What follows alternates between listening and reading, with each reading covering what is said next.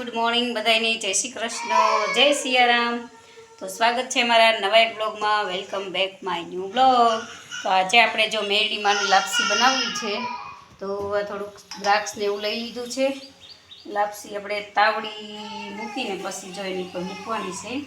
આમે થોડું ગરમ ઘી ને તેલ બે છે લાપસીમાં પછી નાખવા માટે। તો ચાલો આજે અમે આવીને 2 મહિના થવા આવશે, પણ અમારે લાપસી બનાવવાનું બાકી છે। અમારે કુળદેવી માને તો અમે બનાવી જારીથી, પણ મેરડીમાં અહીંયા છે કેસ કાળિયાબીડમાં મેરડીમાં છે ને, એને આવી મમ્મી આવે રહેવા માટે લાપસી જવારવી પડે।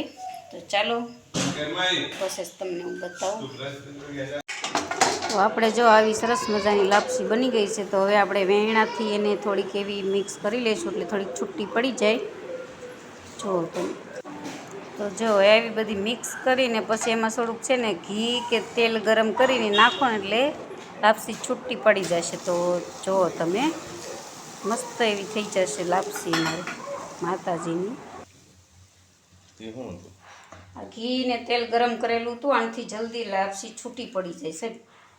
ઘી ને તેલ ઘી નાખીએ કે એટલું, અમે થોડુંક તેલ નાખ્યું તો પાછું અલગ કરે એટલે પાછું ઓલું ન થાય, કોઈ કે કાંઈ ન તેલ થાય। નાખવાની અરે ઘણા તેલ જ। તો જો આપણે લાપસી સરસ મજાની તૈયાર થઈ ગઈ છે। આપણે મેરડીમાં ને જારીએ કાળિયાબીડના મેરડીમાં છે ને, ત્યાં બધા એમ કહેશે ને અહીંયા આવો ભાવનગર રહેવા માટે, એટલે એને જારવી પડે। તો આપણે જો સરસ મજાની લાપસી બની ગઈ છે। તો સાહેબ જો જાય છે મેરડીમાં ને લાપસી જારવા, હું રસોડાની બારીએ જ મેં ઉતાર થોડુંક, અને હવે હું છોકરા માટે ભાખરી બનાવી નાખું। તો ચાલો આપણે જો સાહેબ લાપસી સરસ મજાની જાળી આવશે। આમાં આપણે દાળ ભાત મૂકી દીધા, દાળ મૂકી છે, આમાં ભાત ચડે છે, અને મગ પણ બફાઈ ગયા છે। તો જો મગનું શાક અને લાપસી રોટલી બનાવવાની છે।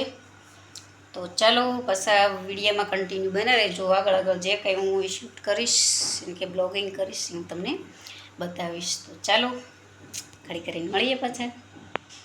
તો લાપસી જો સરસ મજાની જારીને આવી ગયા છે। આપણે પ્રસાદી આમાં પણ મિક્સ કરી દીધી છે।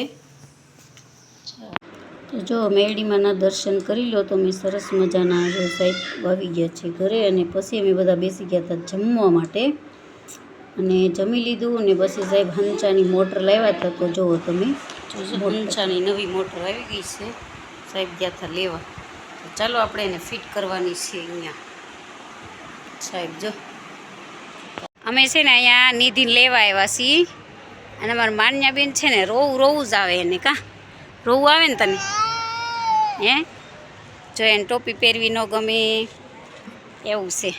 આ અમારી નિધિની સ્કૂલ છે, અને આ છે એનું મેદાન। તો આપણે 1 ને 3-4 મિનિટ થઈ છે અને આવ્યા છે લેવા માટે।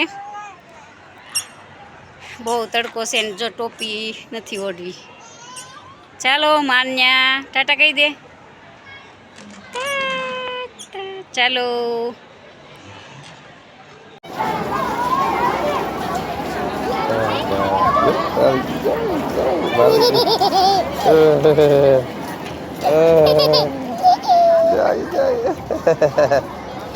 તો આપણે જો ઘરે આવતા હતા ને તો વિભુબેની રસ્તામાં આવતા હતા, તો એ છૂટા હેન્ડલે સાયકલ ચલાવતા હતા, એટલે આપણે થોડોક વિડીયો શૂટ કરી લીધો। તો જુઓ તમે